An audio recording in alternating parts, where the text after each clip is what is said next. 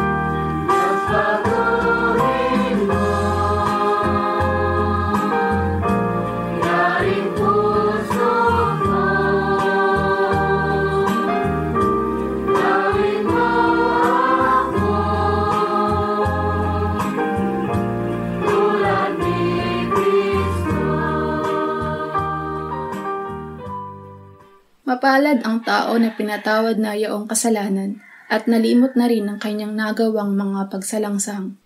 Mapalad ang taong sa harap ng Panginoon ay di na pinararatangan ng kasalanan, dahilan sa siya ay hindi nanlilinlang. Noong hindi ko pa naipahayag yaring kasalanan, sa buong maghapon ako'y nananangis sa matinding lumbay. Sa araw at gabi, bigat ng kamay mo ang nararamdaman. Ano pa't wala nang nalalabi akong lakas sa katawan. Hamog ang kaparis, dagling na tayo sa sikat ng araw. Ako ay lumapit sa iyong harapan at salay inamin. Ang aking nagawang mga pagsalansang di ko inilihim. Pinagpasyahan ko ang lahat ng ito sa iyo'y idain at aking natamo ang iyong patawad sa sala kong angkin.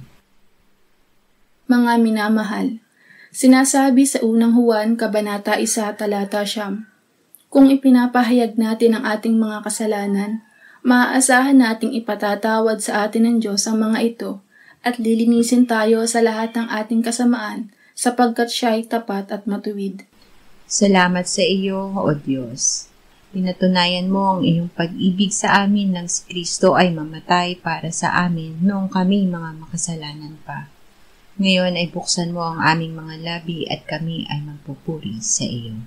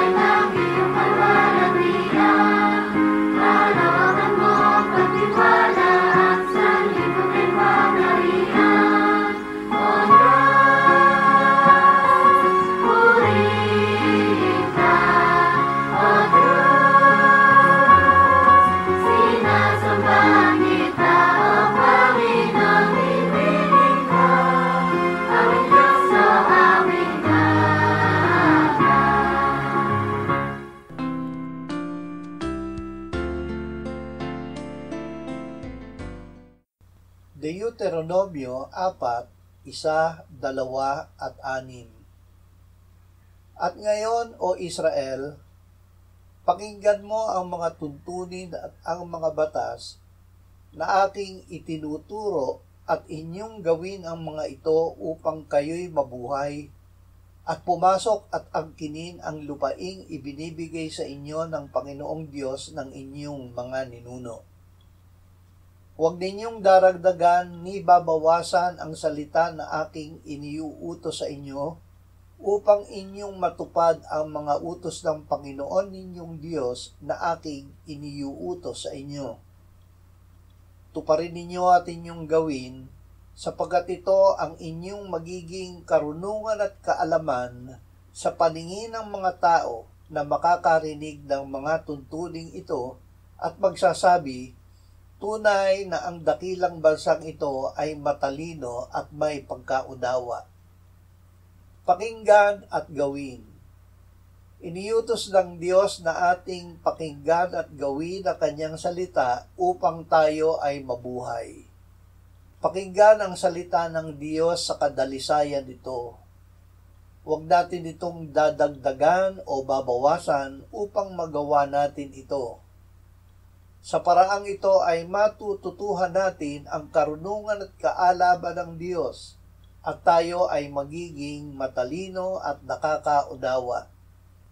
Ipaalam din natin ito sa ating mga anak at apo upang sila rin ay magkaroon ng buhay na mula sa Diyos at ng kasaganaan ito.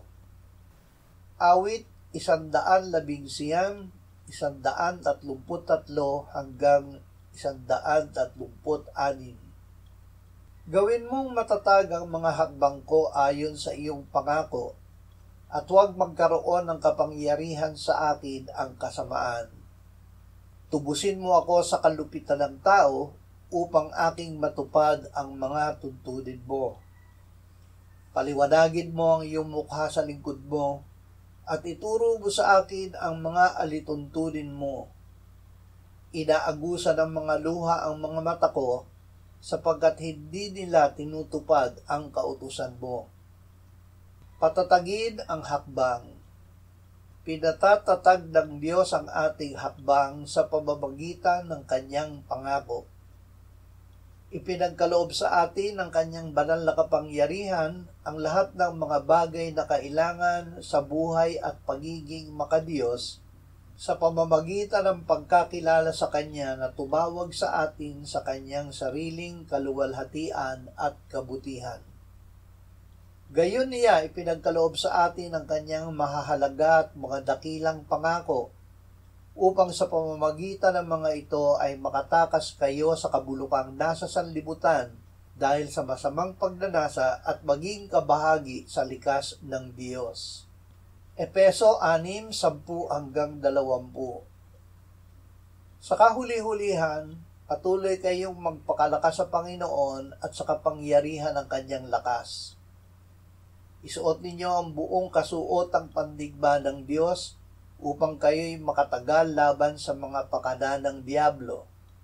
Sapagkat ang ating pakikipaglaban ay hindi laban sa laman at dugo, kundi laban sa mga pinuno, laban sa mga may kapangyarihan, laban sa mga kapangyarihang di nakikita na nagahari sa sanlibutan sa kadilimang ito, laban sa hukbong espiritual ng kasamaan sa kalangitan. Kaya't kunin ninyo ang buong baluti ng Diyos upang kayo'y makatagal sa araw na masama, at kung magawa na ninyo ang lahat ay tumayong matatag. Ang baluti ng Diyos.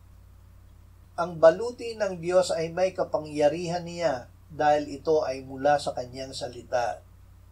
Ang bigkis ng katotohanan, ang baluti ng katuwiran, ang ebanghelyo ng kapayapaan, ang kalasag ng pananampalataya, ang helmet ng kaligtasan, ang salita ng Diyos na tabak ng Espiritu, ang pananalangin at pagpapahayag ng ebanghelyo ay matatanggap at magagamit natin upang tayo ay makatagal sa araw na masama at matapos gawin ang lahat ay manatiling nakatayo na matatag.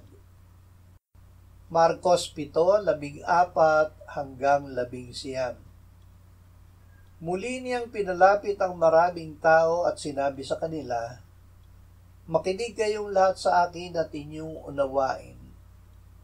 Walang anumang nasa labas ng tao na pagpasok sa kanya ay nakapagpaparumi sa kanya, kundi ang mga bagay na lumalabas sa tao ang nakapagpaparumi sa tao. Kung ang sino man ay may pandinig, na ipandirinig ay makinig." Nang iwan niya ang maraming tao at pumasok siya sa bahay, tinanong siya ng kanyang mga alagad tungkol sa talinghaga. Sinabi niya sa kanila, "Kayo rin ba ay hindi nakakaunawa?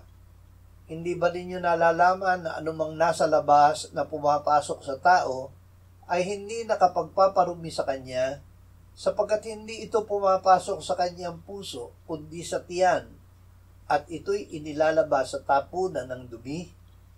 Sa ganito'y nililinis niya ang lahat ng pagkain.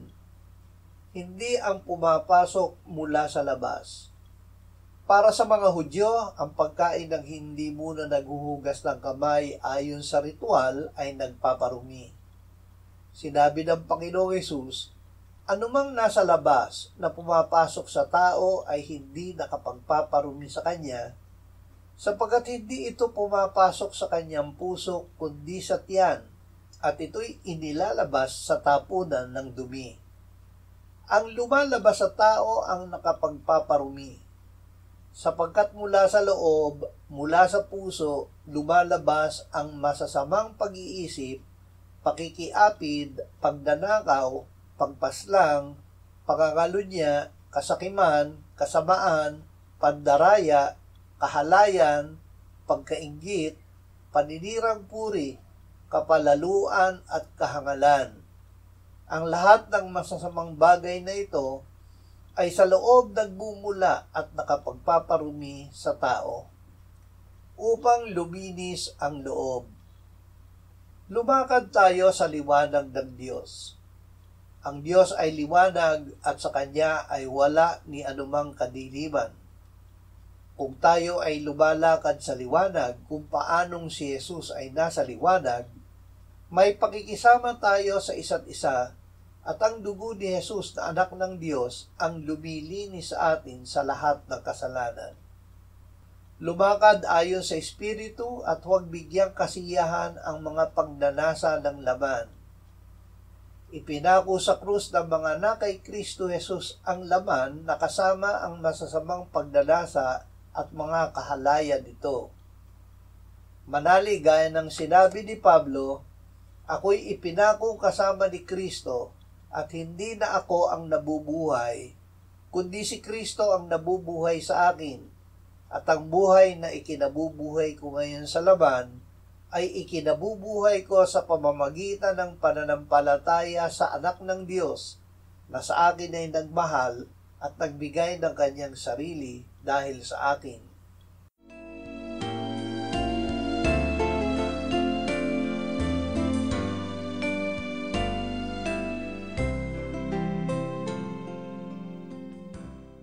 Manalangin tayo. Panginoong Hesus, sinabi mo, "Malibang kainin ninyo ang laman ng anak ng tao at inumin ang kanyang dugo, kayo ay walang buhay sa inyo. Ang sino mang kumakain ng aking laman at umiinom ng aking dugo ay may buhay na walang hanggan, at akin siyang muling bubuhayin sa huling araw. Sapagkat ang aking laman ay tunay na pagkain, at ang aking dugo ay tunay na inumin. Siya na kumakain ng aking laman at umiinom ng aking dugo ay nananahan sa akin at ako sa kanya. Kung paanong buhay ang Ama na nagsugo sa akin at ako ay nabubuhay sa pamamagitan ng Ama, gayon din siya na kumakain sa akin. Siya man ay mabubuhay sa pamamagitan ko. Panginoong Hesus, aming tagapagligtas, tinatanggap ka namin sa oras na ito bilang aming tinapay ng buhay. Tinatanggap namin ang iyong katawan na ipinako sa krus, namatay, inilibing, Pinuhay na muli at iniakyat ng Ama sa kanyang kanan sa langit bilang aming tunay na pagkain. Tinatanggap namin ang iyong dugo na nabuhos sa ikapagpapatawad ng aming kasalanan bilang aming tunay na inumin. Manahan at mabuhay ka sa amin upang kami ay namuhay sa pamamagitan mo kung paanong ikaw ay namuhay sa pamamagitan ng Ama. Salamat, Ama, sapagkat dahil kay Kristo, kami ngayon ay nakapamumuhay, kasama mo kaisa ng Espiritu Santo. Sa iyo ang lahat ng kalwalhatian, ngayon at magpakailanman. Amen.